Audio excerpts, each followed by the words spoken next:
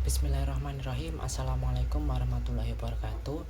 Uh, saya Fahmi David Akhrab dengan NIM 215211035. Di sini saya akan menjelaskan tentang ilmu Quran. Uh, untuk untuk yang pertama adalah turunnya Al-Quran. Al-Quran diturunkan secara lengkap di malam Lailatul Qadar dari Laul Mahfuz ke langit dunia.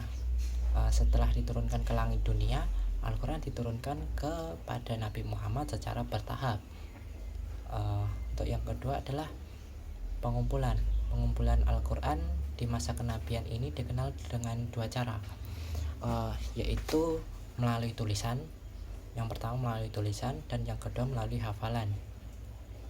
Sahabat-sahabat penulis wahyu diantaranya adalah Zaid bin Thabit, Ali bin Abi Thalib, Muawiyah bin Abu Sufyan, Ubay bin Ka'ab, dan adapun medianya melalui pelepah kurma, lempengan batu, daun lontar, kulit binatang, kayu, pena, potongan tulang binatang.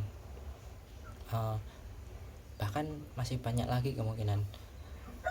Selain langsung ditulis, banyak sahabat yang langsung menghafalkannya ketika dibacakan oleh Nabi Muhammad SAW. Untuk penulisannya tersendiri, pada zaman Nabi Muhammad, Al-Quran masih ditulis pada pelepah kurma, papan, kulit binatang, dan batu, dan yang lain-lain. Beberapa sahabat memiliki catatan kumpulan wahyu ilahi ini. Di antara mereka yang masyhur adalah Zaid bin Thabit radhiyallahu anhu. Kemudian pada zaman Abu Bakar As-Siddiq, ini terjadi pada tahun 12 Hijriah. Adapun penyebabnya yaitu saat perang Yaman, banyak sekali dari kalangan Al-Quran yang terbunuh. Maksudnya di sini mungkin penghafal Quran yang terbunuh begitu.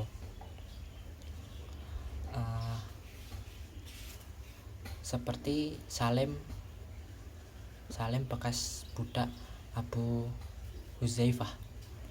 Lalu Abu Bakar memberikan perintah agar pengumpulan Quran supaya tidak memberikan perintah lalu mengumpulkan Al-Quran supaya tidak hilang. Dan kitab Sahih Bukhari juga disebutkan bahwa Umar bin Khattab mengemukakan pandangannya kepada Abu Bakar usai perang Yaman terjadi. Pada zaman yang ketiga yaitu pada zaman Utsman bin Affan di tahun 25 Hijriah. Saat itu terjadi perbedaan pada kaum muslimin mengenai tentang bacaan Quran yang sesuai akan perbedaan mushaf tersebut. Karena khawatir terjadi fitnah, Utsman bin Affan segera memerintahkan untuk mengumpulkan mushaf-mushaf tersebut menjadi satu mushaf, sehingga kaum muslim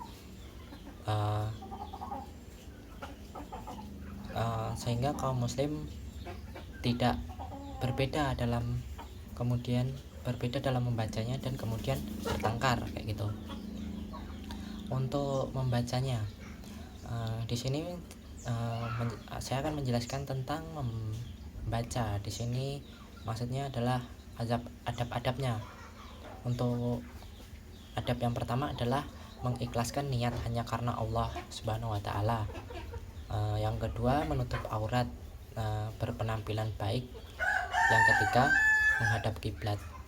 Keempat, tidak menyentuh mushaf Al-Quran kecuali dalam keadaan suci dan atau dalam keadaan bersih dan suci dari najis. Selanjutnya adalah membersihkan mulut dengan menggosok gigi atau bersiwak. Kemudian duduk dan mengawali membaca dengan ta'awud. Untuk selanjutnya adalah tafsir.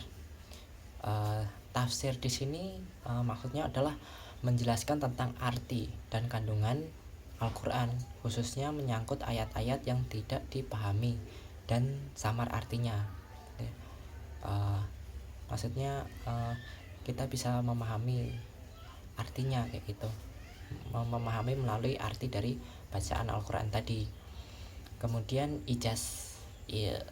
ijazul Quran dalam bagian ilmu tafsir yaitu yang mempelajari tentang segala sesuatu yang menyangkut kemukjizatan Al-Quran. Al-Quran menganjurkan mempelajari ilmu-ilmu itu untuk kesejahteraan dan kebahagiaan umat manusia. Dan mungkin ini yang terakhir adalah subhat, yaitu sesuatu yang pengharamannya jelas, maksudnya adalah sudah benar-benar diharamkan kayak itu di dalam Al-Quran. Kemudian timbul keraguan tentang kehalalannya. Nah kayak gitu. Jadi dalam Al-Quran juga menjelaskan seperti itu. Jadi kita bisa mempelajarinya tentang subhat tadi. Contohnya adalah ketika seorang pria sedang berburu dan melepaskan anak panah dan berhasil melukai binatang buruan itu tadi. Seperti itu. Mungkin itu yang dapat saya sampaikan. Mungkin sedikit, bila ada kurang dan lebihnya saya mohon maaf. Semoga bermanfaat, semoga kita dapat merasakan di dalam hati, siap menyampaikan dan mengamalkannya. Dengan iman dan akhlak saya menjadi kuat, tanpa iman dan akhlak saya menjadi lemah. La haula wala quwata illa billahil azim. Assalamualaikum warahmatullahi wabarakatuh.